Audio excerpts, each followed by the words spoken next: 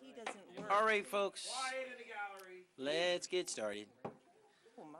Okay, in accordance with the Open Public Meetings Act, PL 1975, Chapter 231, adequate notice of this regular meeting of the Planning Board of the Township of Franklin has been provided. If you will all please stand for the Pledge of Allegiance. I Pledge allegiance to the flag of the United States of America and to the republic for which it stands, one nation, under God, indivisible, with liberty and justice for all. Councilman Shees. Carl Hauk. Here. Cecile McIver. Here. Robert Mettler. Here. Charles Brown. Here. Robert Thomas. Here. Jennifer Ragnow. Here. Godwin Amalola and Chairman Orsini. Here. Mustafa Manzare and Maher Rafiq both asked to be excused this evening. Okie doke. So we have no minutes, so we'll launch into the resolutions. So Bridgepoint Somerset, LLC, PLN 194001. Move to approve? Second. And that was just Carl? the subdivision, yeah. What? Right? That was just a subdivision, right? Yeah, that was just the subdivision of the existing warehouse lots. Wasn't any Yes, that's site right. planner. Hold on. We did that before, right? That was Yeah, mine, Because I She's not can't on the move to list. approve it. Yeah, mine. Oh, you better move to approve it. Are we undoing the move to approve it? Doing motion, we're gonna come back with. All right, I'll move to approve it. You want a second? Wait a minute, I'm sorry. What are we doing? I can't move to approve it. Oh, that's correct. I'm Or sorry. second All it. right. So I move to approve it, so somebody please second. I'll second it. Thank you. Okay. Orsini. Alrighty. Carl Hauk. Yes. Charles Brown. Yes. Robert Thomas. Yes. Jennifer Ragnow. Yes. And Chairman Orsini. Yes. And the second resolution, CRPCHI Veronica Avenue, LLC, PLN 194003, and that is for the large warehouse in Cafeteria. yeah, Mr. Chairman, since this was put before you tonight, I'll just very briefly summarize the conditions because Sure. there were a number of conditions. So, the first one being the secondary emergency access, they have to provide it with the location and the design per staff. The screening, the 10-foot high fence along the entirety, having it along the high point wherever it dips up and dips down, it has to go along whatever's the high point. Double staggered row of 6-foot high trees, evergreen trees, again along that extent. They have to retain the existing trees along that property line to the maximum extent practicable, providing additional trees around the detention basins, moving the monument sign so it doesn't impede sight distance. The trash compactor operation hours is in there. Investigating land banking of additional vehicle and truck spaces. And then the rest is boilerplate stuff. But those are the main conditions that the board wanted in there, so I wanted to point those out to you. Thank you, Mark. Move to approve. Second. Carl Hauk. Yes. Cecile McIver. Yes. Robert Mettler. Yes. Charles Brown. Yes. Robert Thomas. Yes. And Chairman Orsini. Yes. Okay, so we have no discussion items, we have no hearings, so I will just offer to open to the, do I have to do this? Because there's no one in the room. Can I just note that there's no one in the room? Well, they will be in just a few minutes. We'd be done by now if you listen. Yeah, exactly. We would ignore them, Mr. Chairman, I would move that the meeting be open to the public. Thanks, Bob. Second the motion. All in favor? Aye. Seeing no one coming forward, I would move that the public hearing be closed. Second the motion. All in favor? Aye. Okay. And you made the board attorney happy in the process. That's the best. Imagine if Clarkin was here. Holy hell, I'd have caught holy hell for that. This is it. He would have. Yeah, really? He would have just opened it. Okay, so the real reason for tonight's meeting, more than anything, is the draft master plan update and zoning ordinance for the CBM1 and M2 zones, and for that, I'll turn it over to Mark and Vince. Right, good evening. So what I've put up here on the screen are the two studies. Mark, that have been, excuse me 1 minute. Can we just acknowledge Godwin Amalola is coming to? Thank you. Thank you, Chrissy. So what's on the screen is two studies that have been done for the township. One being done by Forward Planning, the Strategic Zoning and Economic Development Recommendations Study, which addressed Hamilton Street as well as the township's corporate and industrial area, and the Planning Board's reexamination of the Master Plan and Development Regulations adopted in 2016, which made a number of recommendations regarding, the township's corporate and industrial areas. So what I want to do first is I'm going to draw your attention to, let me take a step back. So based on that, Vince and I did a review of those two documents last year. We drafted a memo to you, to the planning board, and we went over those recommendations last year. Mark, excuse me 1 second. I just want to note that Dr. Chase is here. Thank you. Thank you.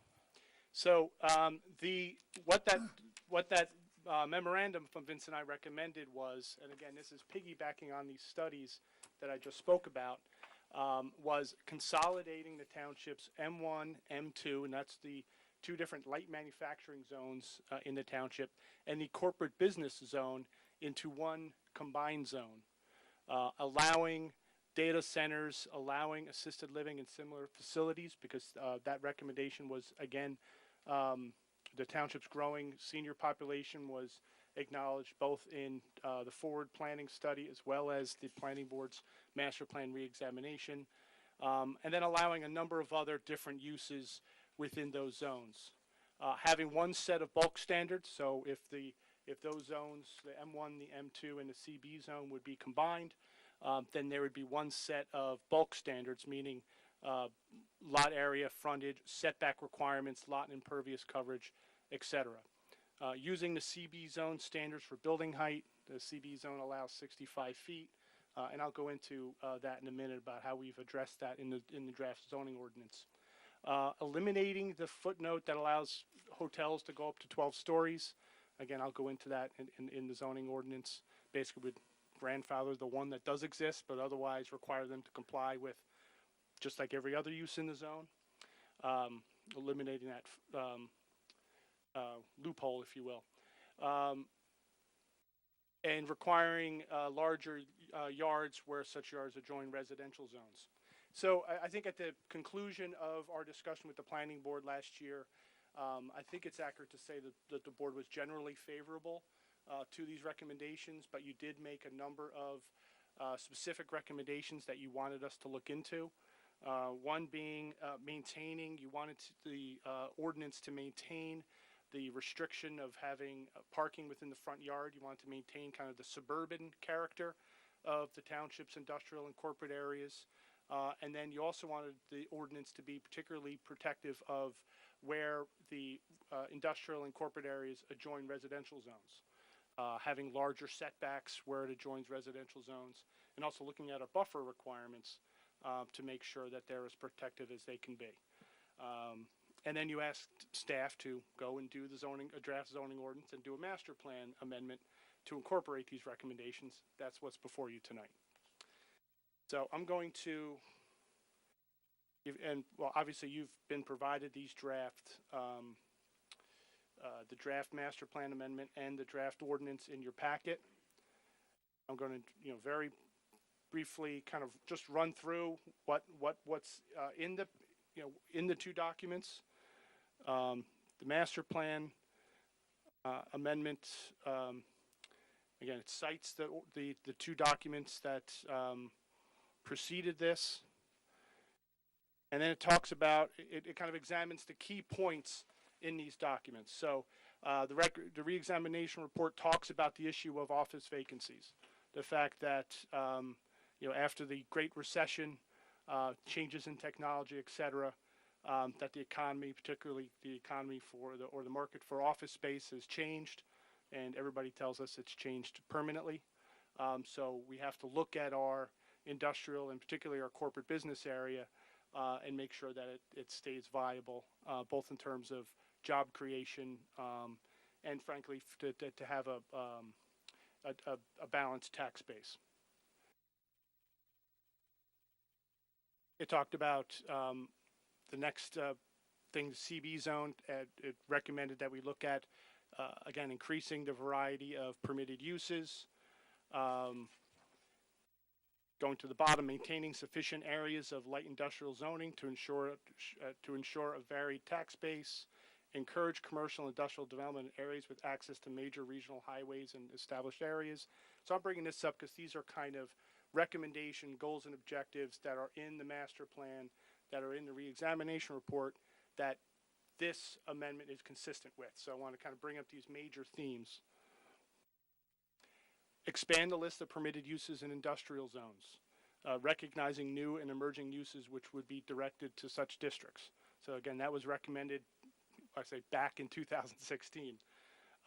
Encourage commercial industrial development in areas with access to major regional highways and established areas. Maintain size of industrial districts to ensure adequate space for light industry and warehousing. And it did talk about the fact that in the 90s there were rather large areas that had been zoned light industry and were rezoned to accommodate for senior housing, and that, you know, as an objective of the master plan is to not further reduce the areas that are zoned for corporate and industrial development.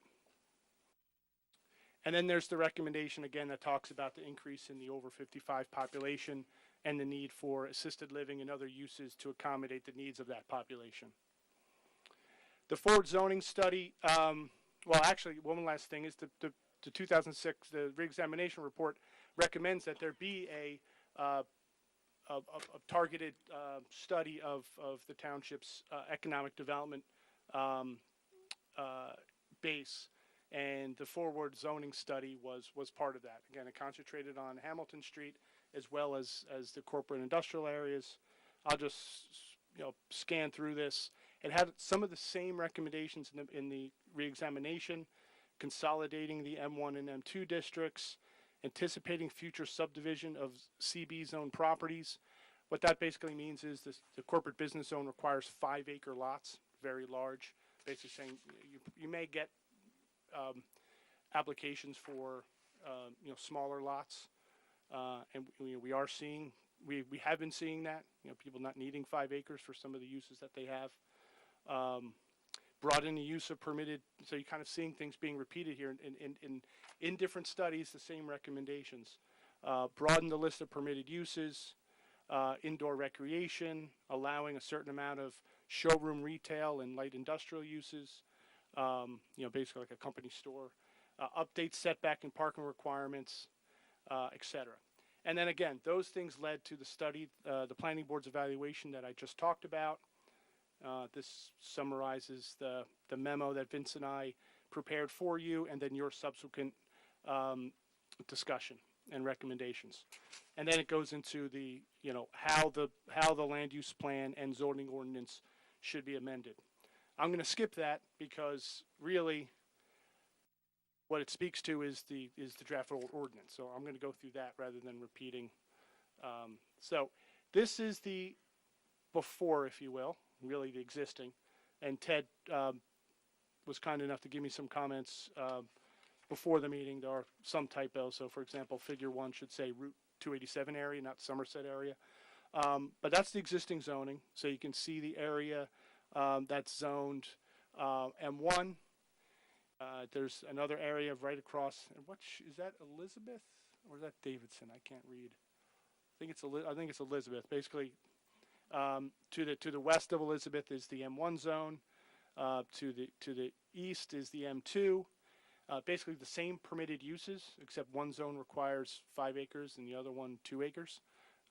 Vince and I can't necessarily understand why that distinction was drawn.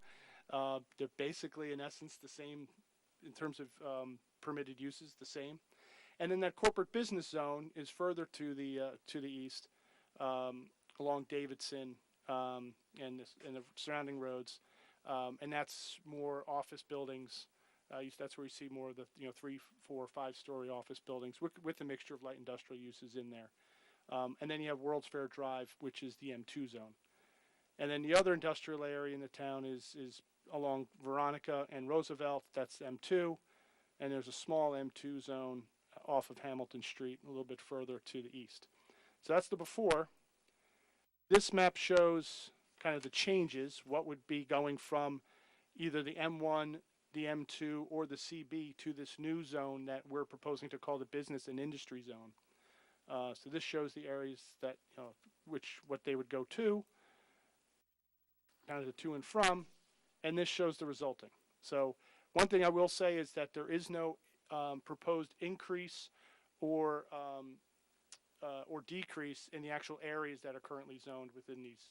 We're not taking land that was zoned R40 and now making them industrial. If they were in one of these zones, they're going to stay within in this business and industry zone. So that's the Route 27 area. Again, another typo there, but and then this is the Somerset area. Again, along Veronica Roosevelt and that small area along Hamilton Street within that business and industry zone. Now I'm going to scroll through. The chairman asked me to just give a kind of a general overview. You do have again, it was in your packet. So if you have any questions, obviously, this is a work session. So, any questions that you have, any recommendations, that's what we're here for. There's a whole bunch of proposed definitions in here. This is an effort to really clean up the ordinance. We have a lot of terms that are throughout the ordinance that are used, but they're not defined. And that's not good for staff or for potential people who want to come here. The potential developer, somebody wants to have a business in Franklin, they should know what the rules are and they should know what's permitted, and these definitions help do that.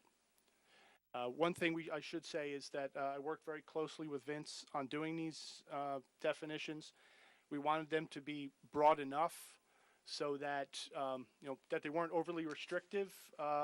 We wanted to have them inclusive enough so that uses that would be appropriate could basically fit within these definitions. But we did make, in certain situations, we would say, but not including these type uses, to kind of make it clear it includes this, but not that, because we wanted to improve. The goal was to try to permit uses that would be appropriate, and obviously keep out the ones that would not be appropriate. And we also wanted to also, one of the things going over with Vince was frankly with the lack of definitions, how Vince and zoning officers in the past have what kind of uses, what did they consider certain type of uses. So we want to incorporate that and continue that. So we didn't make uses that are there now non-conforming uses, for example. So I won't go into the wording. There's a whole bunch of them. Obviously, if you have any questions now or in the future, you can let us know. These next few, yes. I had a council person and a bunch of residents approach me. They were very concerned, residents that live along Hamilton Street. And apparently there was a rumor floating around that instead of 4 stories, it was going to be changed to 5 stories. Well, this has nothing to do with Hamilton Street or the Hamilton Street zone. There was a presentation done about 2 months ago where that was discussed, but that's not. Vince maybe could speak to that. Perhaps after. Maybe. Okay. But this is not. This is not addressed to Hamilton Street zone whatsoever. So there's no changes in the master plan. There's nothing in here regarding that issue whatsoever. Okay. All right, that's what I wanted to make sure. This doesn't address the Hamilton Street zone at all. This is the areas that are currently zoned M1, M2, or corporate business. Okay, well, that was one of the rumors floating around, so I want to. Well, it's not. I mean, it's not a rumor. I mean, it was a public hearing with probably 200 people. A lot of people in the room. So it's not a secret that it was a proposal. I think Vince maybe again could probably speak to that. Okay. Later. Thank you. A quick question. When go back to the indoor recreation, and you have a number of things listed. Now, does that mean that something that might want to come in that's not listed is a variance? No, and that's why we added the term "and other such activities." And that would be the call of the zoning officer. We tried to add, a bunch of examples of uses that would fit within that. And we can't list every last recreation activity that might be included, but we wanted to, in the definition, kind of create, draw the picture of what that's supposed to include. And then we add the language and other such activities. The zoning officer can make that call. And if somebody doesn't agree with his call, he can either appeal their decision to the zoning board or get a use variance. All right, I asked that because I know of a group that runs a wrestling club facility interested in locating here. They're in Jersey, they take over small industrial buildings. I think something like that we'd have to see exactly what the nature of that, but on the face of it, it sounds like that sounds like it's instruction for recreation or sports. Okay. And I think the intention certainly would be for something like that to permit that in somebody wants to take over 10,000 square foot of a, warehouse building and provide that type of activity. The intent would be that would be permitted.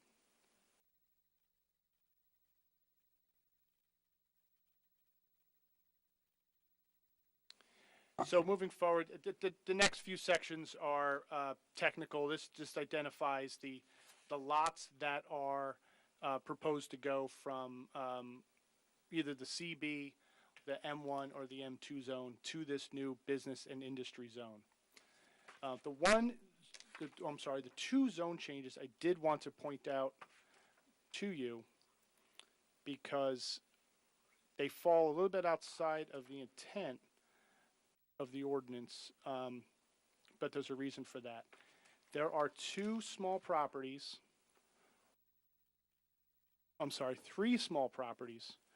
on Weston Canal Road.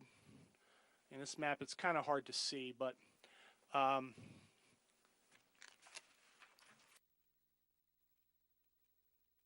this is Weston Canal. This is where the Amazon facility is going to go, and there are two small properties here that both of them are about an acre. They're within the M1 zone. I think what happened was when the township rezoned that portion, that area for planned adult community. This is very similar to that same discussion we had about the Canal Walk zone. They were kind of left out. So they're in the M1 zone, which we're doing away with, but they're residential and they're 1 acre. So, the recommendation is to put them in the A zone because that's the zoning of the surrounding area. There's another property that's, I think 3 acres in size. It's the sod farm. That's in the planned adult community zone. Wasn't incorporated in Summerfields. So the recommendation, again, is to put that into the A zone, again, similar to the zoning across the street in the surrounding area. So the reason for addressing those properties is we're doing away with the M1 zone, first of all. And number two, these are the two properties that are in the M1 zone. They're 1 acre residential properties. A question. Mm-hmm. Okay, if Summerfields is in an adult community zone, which I guess it is. Yeah. Because that was the original intention of the planning board that it so be. Yeah. It's not really an adult community anymore. Is that zone appropriate to Well, that is a very good question. The reason why, if you recall, during the depths of the Great Recession, Right. The state, who gives townships the ability to zone, can override, if you will, our zoning ordinance, and they do that on several different occasions. For example, Governor group homes. Corzine, yes, I believe. Group homes, for example, certain types of group homes. Towns, you must permit them as you do single-family homes. Nothing we can do about it. It's in the municipal land use law. Similarly, they basically said it was called a conversion bill. age-restricted communities that had site plan approval but had not yet developed are hereby non-age restricted. And then we went through this long process working with the developer of Summerfields. A portion of it did stay. There's 50 units of affordable senior and a bunch of other concessions that we kind of worked it out with them. But, at the end of the day, the state went and just changed it on us. So we never went and changed our ordinance because the state basically did it for us. Could go back and change it, but occasionally I'll get a call from an appraiser saying, I see it's a age-restricted zone, but these folks aren't 55 and over, and I tell them, no, there was this bill, and they, okay, fine. So, I can tell you on principle, I wouldn't change it because it just. I think that's the main reason why we have I think everyone on this board and council was so upset is not quite the word to use that the state did that. We call the flip bill. So We feel had. Yeah, so kind of like why concede to that's anyway. So that's we added a purpose. I won't read this to you, but Vince and I think put together some nice wording for what the intent, what the purpose of this zone is to create opportunities for jobs and appropriate corporate and industrial development in areas with access to the regional highways and public transportation, et cetera, et cetera. Moving on to the permitted uses. So again, building on the recommendations of those other studies, this is basically it melds the three different zones together.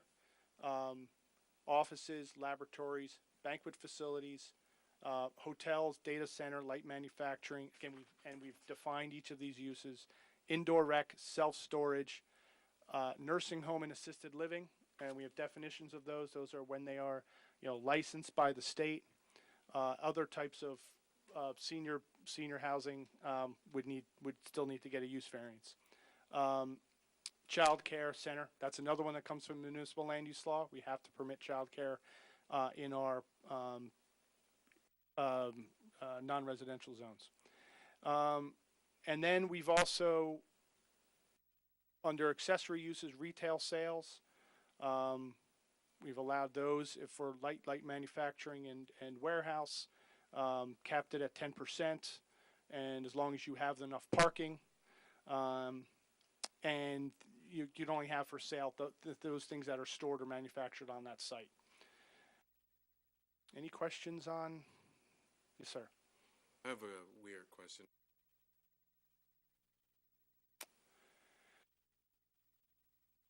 That would be a good.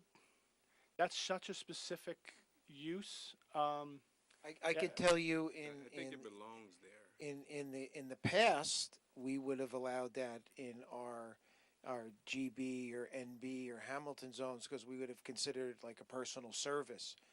I mean that's actually a very good point because we really wouldn't. That would fit in. That's probably something we would want to add in this zone because it is very specific, and I can't see any reason why, from a zoning perspective, it would have any negative impact on everything else. But would you include? I would include animal grooming. Yeah. That not just. I looked at daycare differently. Maybe dogs that are babysitting all day. They also have grooming. Yeah. Okay, we can Good look point. into that. And in a similar way, we also, it may sound silly to go from dogs to adults, but this goes to what Vince, so childcare is a permitted use. What's not specifically in there is adult daycare. So we've added that. I mean, that's, again, going to the issue of the growing senior population.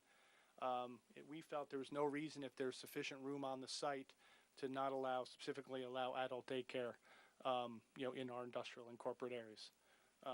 Near where their adult children may be working, et cetera. Same reason that to allow childcare. Listed in It's not.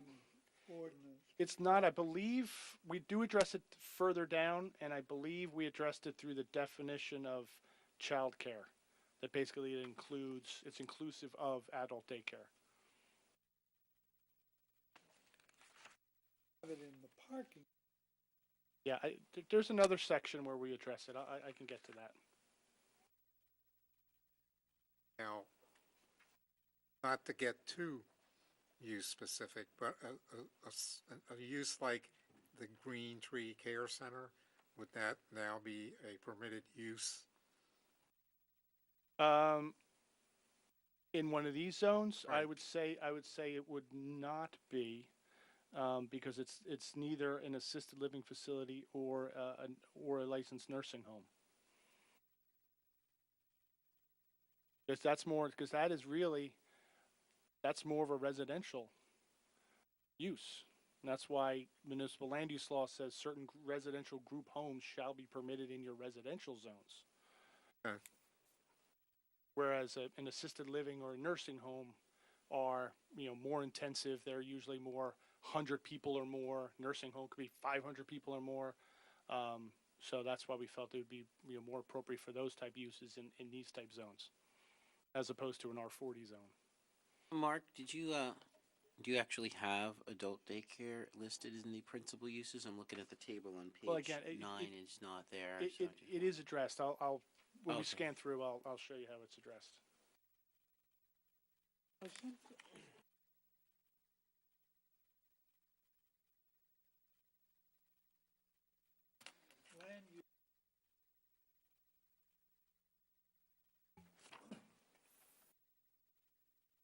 Thought Yeah. I'd seen it, but it isn't there now. Yeah, we address that by the definition of office, professional and general office. So we added language saying that the second sentence, the term professional and general office is inclusive of professional, managerial, and industrial instruction and training. One comment I had, and this may be splitting hairs, in your hotel definition, you say,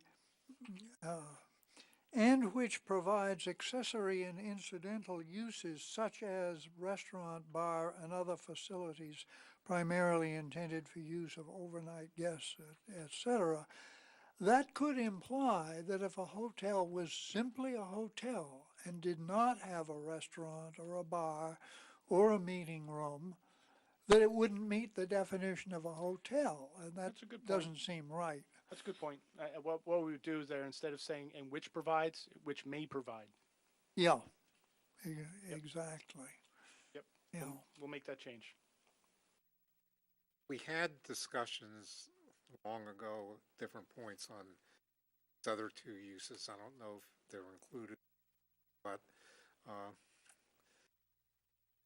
and it was discussions about, making them permitted uses in places where if we were stuck with them, let's say, that we could accept them. One would be tattoo parlor, which doesn't quite fit that description. The second would be adult bookstores or. Well, the tattoo parlors, we did change the ordinance just recently to allow them again in our typical or NBGB and Hamilton zone. Remember about 8, 9 years ago, we said, except for body art and piercing establishments. You guys recommended that, and the council changed that about, 6 months ago, Ted? Do you Yeah, think that was? something like So that. that is now allowed, again. Adult bookstores, there's no differentiation between a bookstore and adult bookstore. So if someone wanted to have an adult bookstore, you really don't have them anymore because everyone does that online now. But I'm just saying, you really don't see them anymore. But we have since time ever here. If someone came now and wanted to have an adult bookstore, we would allow it because we can't differentiate unless we say specifically it's not allowed. So Years ago, we had this discussion about adult bookstores before the internet, when they were a real possibility. And the problem was you couldn't just zone them out. You had to create a zone where they would be permitted. That was the only way to get around it. And the minute you created a zone where they would be permitted, they would come. You would get exactly what you did not want. yeah. So But I think right now it's pretty much moot because I've been here 15 years and I haven't had one inquiry to put such a use in the township, nor do I expect anything. Right, yeah. Yes.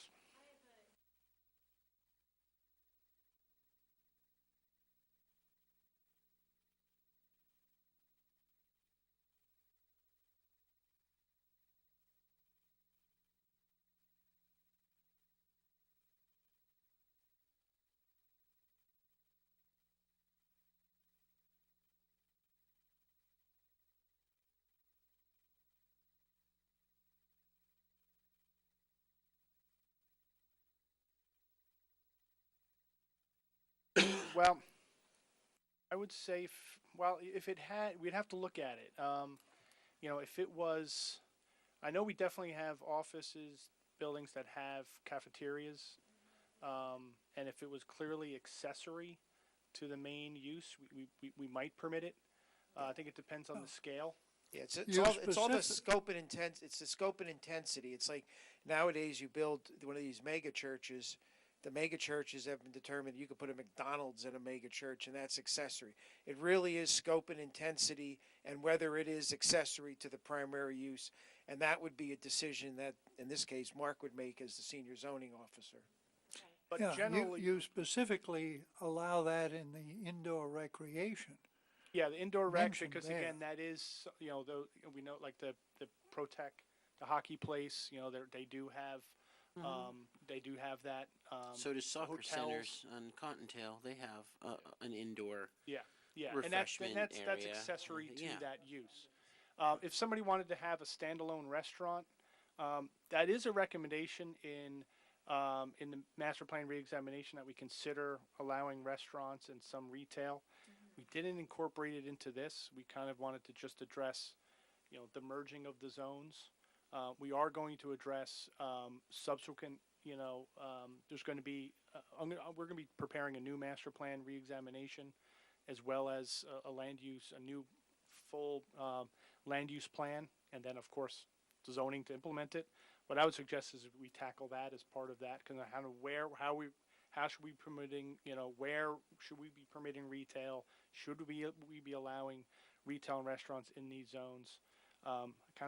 We kind of thought this was kind of enough to tackle at this point, and we'll address that later on. Yeah, and it was this was kind of it's important for us to move forward with this because we're getting a lot of inquiries, with some warehousing and some of these other uses. And while our zoning board is very good, a lot of developers, especially if they're not familiar with this and they're coming from out of state, and you tell them they're going to need a use variance, they run away. Even though we tell them that, because of the way, so changing this and making it easier, getting in with the times, makes it easier for us to market it and doesn't scare away some of those. It doesn't make a difference how much, you go to the zoning board, it's, as long as you meet the site plans, they're still like, what? That doesn't happen in other places, so. I've been spending a lot of time out west, looking at bike share in those cities, but moving from dogs to marijuana. How are we preparing for potentially in 2020 that weed will become legal in New Jersey? This guy speak to it. Well, And where would the dispensaries go? The council passed a resolution 6-8 months ago, Ted, that in the M zones, when we were talking about expanding for medicinal uses, that they thought that was appropriate because these entities, and I've dealt with 30 or 40 of them that were looking at coming in, not only then, but also when we were talking about recreational use. We started to address that with council. When we get further along, and some of the other things Mark was talking about, the land use plan, we'll have a further discussion with that. We had started it, and we were ready to move forward even quicker, but then when the legislation stalled, and now it looks as if it's most likely going to come as a referendum in the next presidential election cycle, we now have extra time to take a look at that, and we'll be taking a look at that in the land use plan, and we can have a very nice discussion on that. Which zone were you considering previously? Well, what council had made the decision that we would support the manufacturing in the M1 and M2 zones, which now would be this, the business in industry. We had some initial discussions at the council committee meetings about where, if it was going to be sold, where it was appropriate. We never had to make a final decision because the legislation stalled. I think now is when we start talking about the land use element, that's where we could start having that and making the recommendation. It's actually, from a planning perspective, it's better that it's stalled from just that planning perspective. Now it gives us more time to give some thought and conversation to it. So I went to address adult daycare. So there is a section later on that the reason why it's, well, basically there's language that's proposed language that would permit it in all non-residential zones. So this would be not just this business and industry zone, but just like childcare within the, this GB zone, the NB zone, the Hamilton Street Business Zone. We really feel it's basically the same use as childcare, so why not permit it? The other language, the other sentence that says that it's not subject to the same exceptions is there's the municipal land use law. Not only does it say you have to permit it in childcare in all your non-residential zones, but then it says basically says you shall not require parking for childcare. I don't know why they felt the need to do that. I don't think that's practical in terms of a site plan. There is practical need for parking and drop-off. So we're basically making it clear that adult daycare is, but they're not subject to the same exceptions that the municipal land use law gives to childcare. So I just wanted to point that out. Scrolling back up. So any other questions on the permitted uses? I didn't see an age listed for adult daycare, child daycare. Is there a legal age part of that definition? I don't remember. I wouldn't think that it would be, because you could have somebody who is severely developmentally disabled, I think is who needed the same sort of care, even if they would. Yeah, there's no age. It basically just uses the term adult. So yeah, you could have somebody who's in their 20s and they need somewhere, to go, and this if the adult daycare facility would accommodate them, then we would permit that.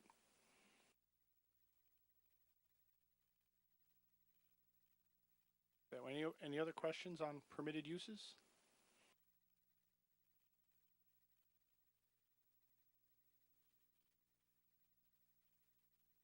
All right, so I'll move on. So this is the next few sections are the bulk, what we call bulk requirements, setbacks, lot coverage, etc. So you'll see this is the table. It's called Schedule 2. This is setbacks.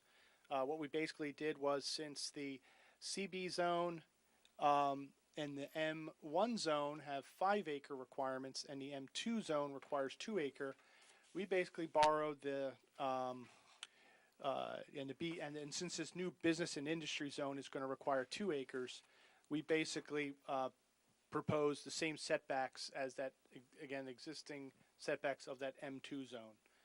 What we did, though, again, consistent with the planning board's recommendation and direction, was we have footnotes that require substantially larger setbacks when these zones abut residential properties. So that footnote 16, for example, it's 100 feet. So it goes from 25 for rear. Usually, almost all these situations, it's a rear yard. It goes from 25 feet up to 100. So basically 4 times increase. And then if there is, if there's a building that's higher than 50 feet, it goes up to 150-foot setback. Any questions on that? Well, although I think it's all developed now, that would be completely unworkable on the east side of World Fair Drive. In fact, I think probably every facility there already has to have a rear yard setback variance. But unless something is torn down and something new is coming in, that's not a problem. But yeah, I mean, we tried very hard to come up with standards that would be as protective as possible, and try to not create new nonconformities. So we really tried to. It's kind of a balance. I think there might be some situations where some buildings might be nonconforming. I think, as you said, I think those properties are pretty much. There's no vacant properties, and they are all pretty much built out. Yeah. They would have to go before the board anyway if they were going to expand. They would have to go to the planning board, and as part of that application, yeah, they might now need a rear yard setback, and you would evaluate it accordingly. I would think if they're maintaining the existing setback and not getting any closer, you might be inclined to look at it more favorably as opposed to if they're going, even closer. But it is, there may be some nonconformities, but we tried very hard to reduce that. Something else I just wanted to remind the board of, and I assume it would not be disturbed by this, is the retail overlay. That does not change at all. And that's where you could have restaurants, for instance. Yes. And in fact, we do. Yep. There's one other thing that I brought up in discussion, I guess, in the land use law is we actually have a number of schools, not just trade schools, in the zone, including Franklin High School, Elizabeth Avenue School. We have a college, Alma White College. It's on, what is that? I'm trying to remember that street that goes off Randolph on the east. But, Apgar Drive. Apgar, yeah. I think it's on Apgar. But are you just figuring that we have a charter school, at least one private school? Are you just figuring that we'd handle any further applications of use variances? Well, that's the current situation now. I mean, the township allows places of worship in many zones. The few zones that it currently doesn't permit places of worship in schools is the M1, M2, and CB zones. I would say that the fact that trade schools or this professional, managerial, industrial instruction is I think that's very different than a K through 12 or college. In my opinion, I think the professional managerial training is consistent with the intent of the zone, which is business and industry oriented. Certainly, there have been applications for schools in the industrial zones. They've had to do that by use variance. I don't think we would recommend that change. All of the uses that are permitted in the zone are all business and industry, and a K through 12 and a college is not. But we have them. And they have to go, and they along with their site plan, they go, instead of this board, they go to the zoning board, and they have to prove why, even though it's not permitted, why that particular site is particularly suitable. Yeah. It's inherently beneficial, which gives them a big head start. Well, there may be no site plan involved. They may just move into an existing building. Both the Thomas Edison Charter School did that. And then there's different operational needs. There's drop-off facilities that are needed. There's different parking standards. That's usually they do. Yeah, I can tell you that we would not recommend that we include that as a permitted use. I mean, it's really not the intent of the zone. They're technically allowed just about every other place in town. I wouldn't want to encourage those type of uses. In the past, we've had several go before the zoning board, and they were able to prove that it was appropriate to go there. But I would not want to encourage that type of use, which is not consistent with the zone, when they're allowed in 90% of the area in the township now. Mm-hmm. What about something like a dance academy? Yeah, that's included in indoor recreation. Okay. Yeah, like I think you said, I don't think we could stand here all night and name uses that we can all think of. And I think it just comes down to common sense, right? I mean, the intent is what needs to be followed, right?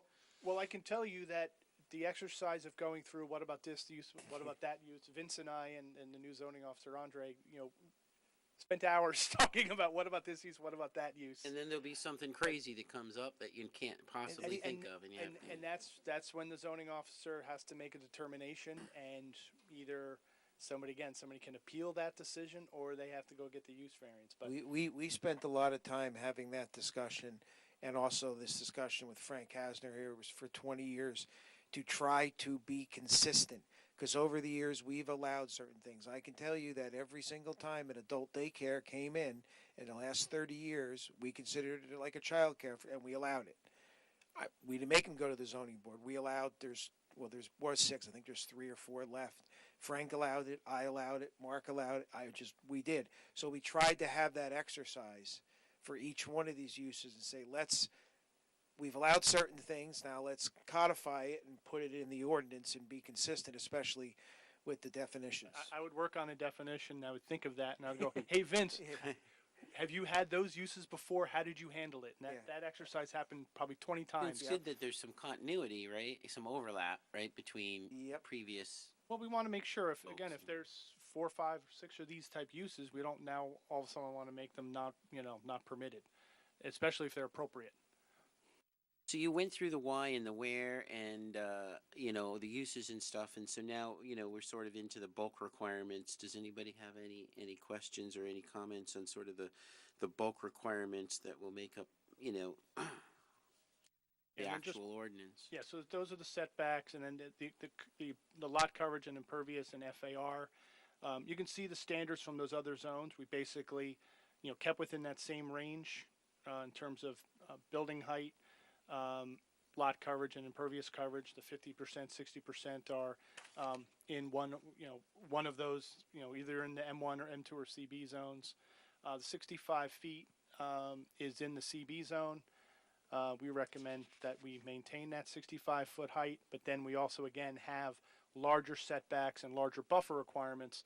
Once you go over that 50 feet, then these larger setbacks and larger buffer requirements come into play.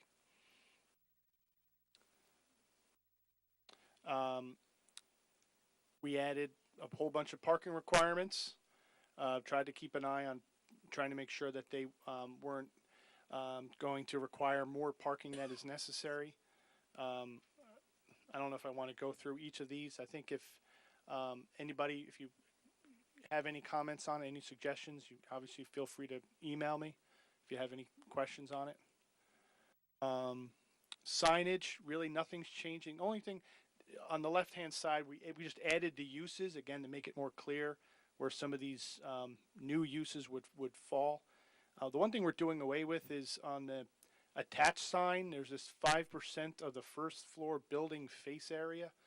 I don't know if we've ever actually We've ignored that for 30 years because it's just silly to do a calculation. And again, it's not defined term, so we're proposing that we just stick with the 100 square feet.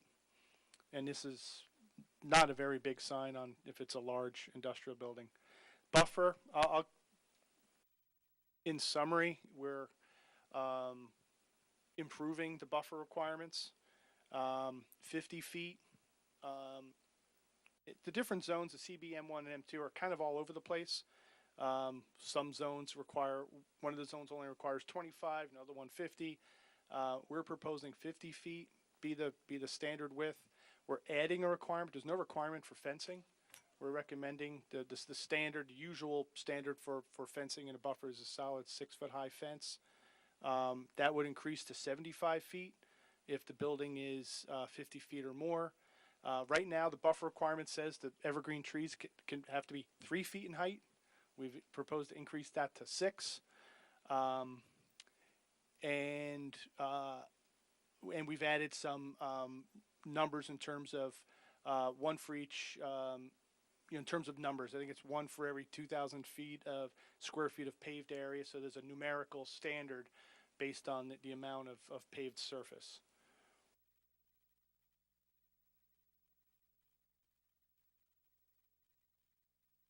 The next bunch of these are more editorial. We're changing the names of the zones. We have to change the names in the ordinance, so I won't get into that, including the billboard ordinance.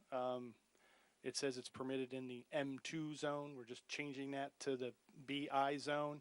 and making it clear that that's the area along 287. So practically, there's no change in the billboard ordinance where they're permitted and what the standards are, except to make it clear that it applies to this new zone.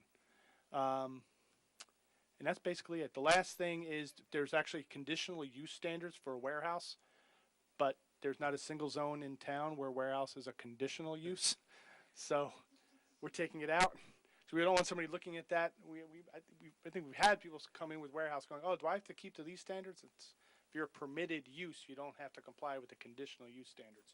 So that's really an editorial change.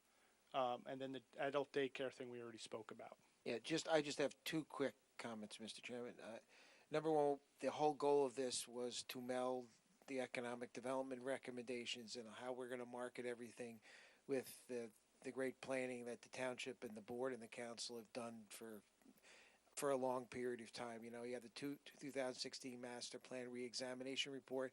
You had some economic development studies. We're in the process of redoing the master plan. It was kind of melding those two things together. The second thing is I think you really need to laud the work that he did here.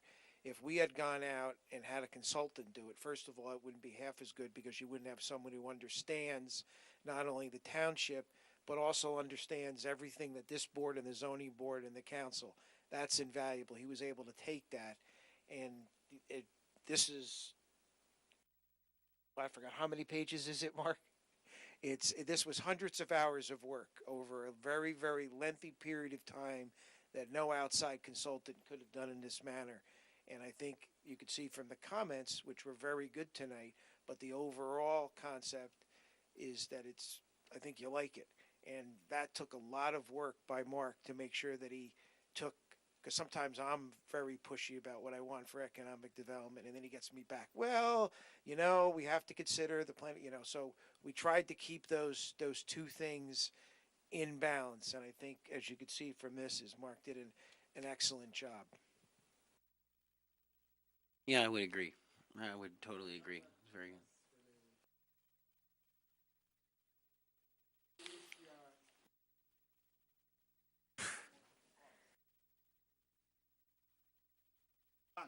And really, the point is, if it did go out, it wouldn't be anywhere near what you needed because of the inherent knowledge that Mark has of what you've all permitted in the last 15 years and have talked about.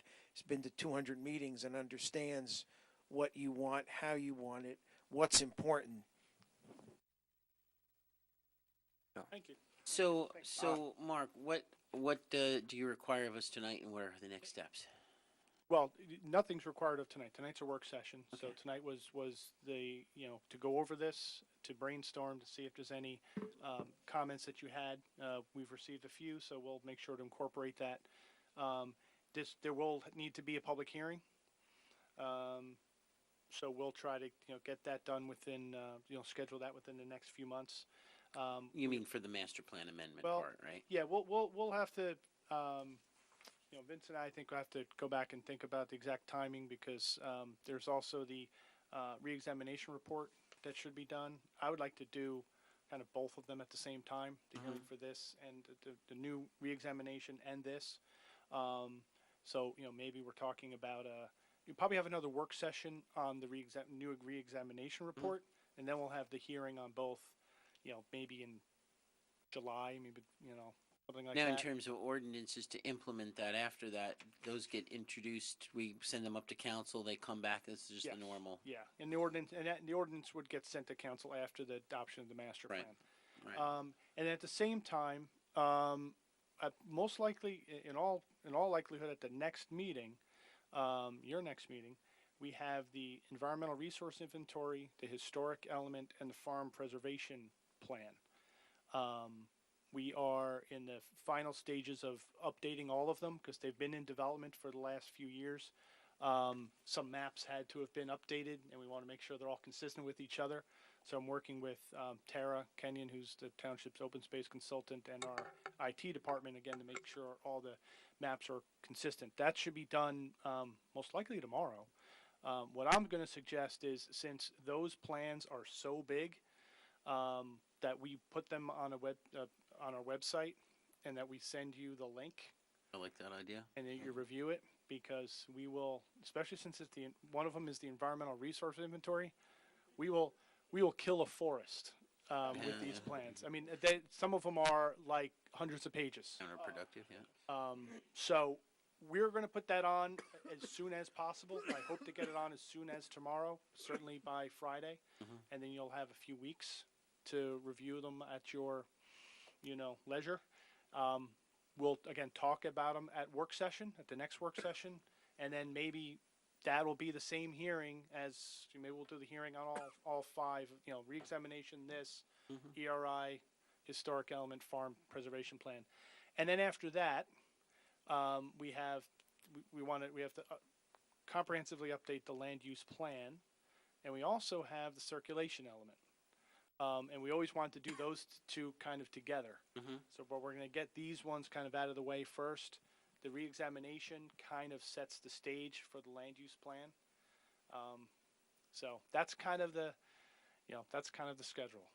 Yeah, no, it sounds good. And like you mentioned multiple times, if people go home and read this over and say, I wonder about this, or I don't think this is right, by all means, reach out to Mark, because we have a little bit of time before everything is finalized. So it's not going to council, soon. Yeah. So yes, absolutely. It's going to them soon, just not immediately. Okay. Yes. Not going immediately. you do have time to think about it. Another Yes. Yes. Well, it's the zoning ordinance that goes. Yes.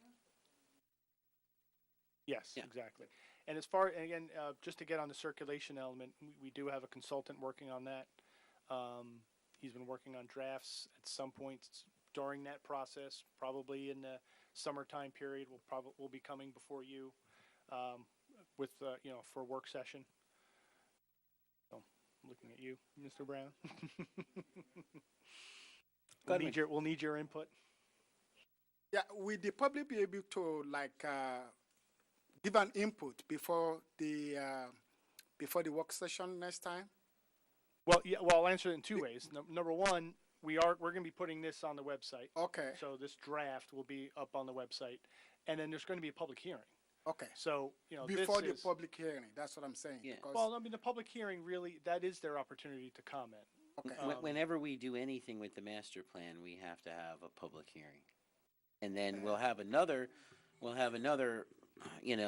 we introduce the when the council when we send the ordinance to council and council sends it back to us, we have a discussion here, and you get really kind of two bites at the apple. And council will have a public hearing on the and adoption council of the itself. ordinance Council, also. so it's two formal chances for the public to comment. One is the Okay. master plan hearing before the planning board, and as Vince just said, when the ordinance goes to council, there's a public hearing before the council on the ordinance. Okay, so Plus, get them. before that, we're going to create a page on the planning department's web page just for the master plan. Where Yeah, we're going to that's put what these. I'm- We're going that's to put what these I'm drafts trying to up get in at. all likelihood by the end of the week. And that's what Mark was saying. When we have the public hearing for all of these elements of the master plan, like there was 5 that you mentioned that you want to have this one public hearing, that's good for the public because Right. they don't have to come out 5 different times. They come out for a thematically related set of topics to the master plan. And then we'll come back for this, like you said, the circulation and the land use, and they'll get a chance to comment on There'll that. be another hearing on those and two that together. Goes. It's just to remove the tendency of rumor, like somebody was saying, because if they don't get more information, there's likely to be that probability that something is being rumored, right, based on ESA. So just to eliminate that.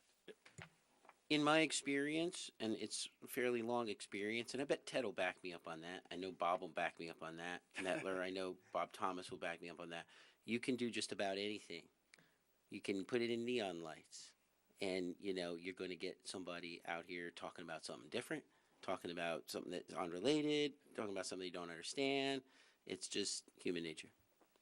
You're right. We even took this show a long time ago around to 5 or 6 different sites. I remember those within days. the township to take it to the people and make it even easier.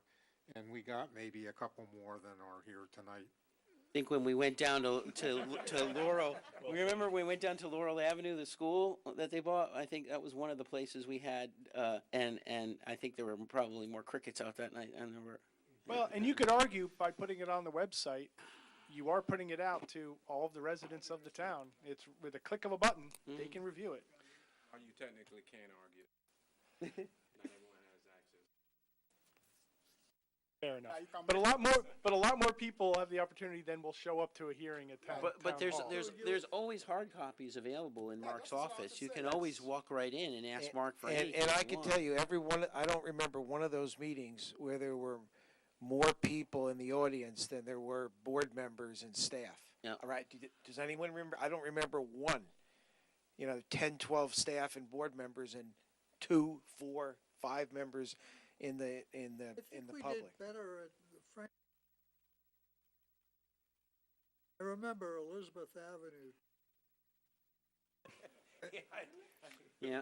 And you Yeah. can't say they were staying home watching TV then, because we didn't have. Right. Well, that's right. true too. I mean, this is going to be on the You mentioned and about YouTube as well. the marijuana business. I mean, I read about the referendum and all that stuff, but it is coming. Do you think we ought to get police input as to maybe they want it in a limited area for their ease of security and patrolling the area? I can tell you, I don't really think that we need their input out. It's really a land use. It's a land use matter. It really is the amount of security that I Right. visited these facilities. The security that these facilities have are monumentally, I want to say ridiculous, but they're almost absurd. It's harder to get into those than it is to get into a data center. But still, it would be good to have a police input. When we have, if and when we ever get a facility here, they'll have the ability during the normal course when they review the site plan to do that. I don't think it's necessary for them to review from a land use perspective, as far from the board. I don't know what they would say. It 'Cause may it's not really, be necessary, but the thing is, they're the ones that are out patrolling the roads, and maybe. I could tell you that the facilities that are done for this are the most secure facilities that you can possibly have, and the state regulations that each state has to secure these are monumental. I mean, I've gone to the seminars, I've talked to the people, we've talked to different police and other entities, and if there's one place the police don't have to worry about, are these manufacturing All right. facilities, because they're almost impossible to get into. Well, Pete and I were just talking. He made a great point. It's like pharmacies, right? Very secure, and no one robs them. They have opioids, which are a lot more valuable than marijuana. They do rob them. Oh, they get robbed. Yeah, no, I know. Coming from the roof. But I'm just saying, you don't even need to rob them. There's plenty of people who write you scripts for it and go in there and do it We legally. have a lot of pharmaceutical manufacturers in town. I know No, of one pharmaceutical Robbing them is the last thing you need. burglarized just on 7. It was open like 9 months. After 9 Yeah, the facilities that you'd have to think more about are the retail facilities. Yeah. The manufacturing facilities that we're talking about now, no one's going to rob those. That's the retail facilities, like a CVS or someone comes, that's the type of thing that we would want. But the things that we're talking about now with the manufacturing, really, they're so secure that they're more secure than banks. Okay, I'll take your word for it. I just have one quick thing, and forgive me because I probably should remember this, but do we involve or are schools involved in any input in the master plan? Or is there any interaction between us, in terms of maybe what their facility forecast is or where they might want to be placing future facilities? Yeah, it's when the Board of Ed comes to us and does their annual or whatever report But to we the. don't have to, we're not recognizing that in terms of. No, but that's a very interesting point. And as you know, the township has an excellent relationship with the Board of Education, and I think that, given that point that you made, I think we'll share all this information with them and make them aware to see if they want to have any. That's a very good point. we'll make an effort, we'll make an extra effort to share all this information with them just to see if they have any input on that. And when it comes to the master, for the land use plan that we spoke about, we can reach out to them and find out if they have any other plans. Yeah. You know, like the Claremont Road School, we knew about that, obviously, Years decade ago, ahead of time. Are there any other plans that they have that we need to know about? I mean, we certainly know about, they've had a lot of expansion on their existing sites. I don't know if that necessarily affects the township's master plan, but if they have some ideas about other new sites, I don't think they do, but we'll definitely reach out and confirm. Hate to bring up a long time ago, but at one point we had a relationship when the new high school was being built to where there was some back and forth discussion when that the board would sort of preliminarily determine sites, areas, or places where they might be looking to construct schools.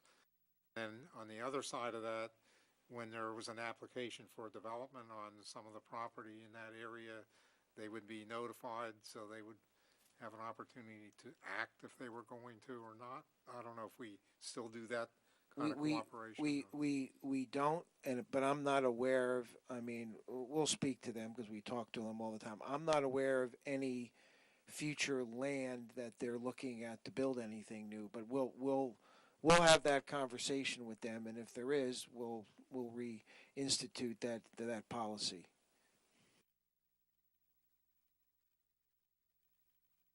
Yeah, I don't know what the school, capacity analysis that they do says in terms of future projections. I mean, we're kind of residentially built out. I mean, there is sort of I guess a possibility that, if somebody took an office complex and a resident, some sort of apartment or residential. Yeah, like I said, I'm not aware. We've had many hours of discussions in the past 5 years with them. I'm not aware of any land use issues that they're facing or expect to, but we'll specifically have that conversation with them. Well, yeah, and as I said before, they've as we all know, they've certainly expanded on a number of sites, but on Elizabeth Avenue School and others. And I can tell you as well that over the years, probably once every 2 years or so, I coordinate with the school's demographer. He'll come to me and say, please give me a list of the different residential developments, the types of units, the number of bedrooms, so on and so forth. And I prepare a report and provide that to him, and he uses that as part of their projections for the school district planning. So there is back and forth between us and the school district. I think one of the chief benefits of this piece of work you've done, Mark, and many other benefits, but one of the ones that I like the most is the ability to take vacant. There's so much vacant office space, and some of it, if it's vacant buildings, we've seen so many data centers and some come in, but when it's subdivided into an office, it's really then a limited thing that you can do with it after that. And this gives an opportunity to, repurpose some of that. Because look how long some of those buildings on Pierce and MetLife and all that, look how long it took for them to be repurposed or reused in some way. So I think that is huge because, we all sit here and say, why is another application coming for when there's a building already? So this might help that. Well, and one of the exercises, that's exactly, what one of the exercises that Vince and I did was we would kind of think of a use and say, CrossFit. Somebody wants to go in and use 20,000 square foot of a warehouse for CrossFit. Do we care? Why wouldn't that be a good? And we've approved them. I as a zoning officer, I let them move in. A dance studio, karate. Yeah. So those are why some of those uses are specifically mentioned because we were having those discussions. If somebody wants to, I know when my daughter was doing dance, it was not in Franklin but another town. It was in a warehouse. Probably 30,000 square feet of a warehouse was converted for dance instruction. And as long as there's enough parking, what does it matter? Yeah. It's a good use. And it's keeping that building, in operation. It's keeping it as frankly, a rateable part of our tax base, and that's important. Well, it's important to have a varied tax base, varied land uses throughout your town. That's the overall goal of this. Well, thank you both. Really appreciate it. Great job. And again, if anybody has any other comments after the meeting, then, please get to Mark and Vince. Christine, our next meeting is the first week of June? Okay. Like, you're asking me for a specific, June 5th? June 5th, okay. So Alright. again, the purpose of that, the one, I don't know if we have a hearing, but we'll go over the ERI, the Environmental Resource Inventory, Farmland Plan, and Historic Element. Real planning. Yeah. And, This well, is they're like nice- one they're of the nice, few they're pretty. opportunities we actually get to do what we're actually supposed to Bunch do. of nice maps and everything to look at. So those will go up on the website, and you'll get the links to that, most likely by the end of the week. ROC, thank you both very much. Thank you, board. So, motion to adjourn tonight? So moved. Okay, Second. Thank you all.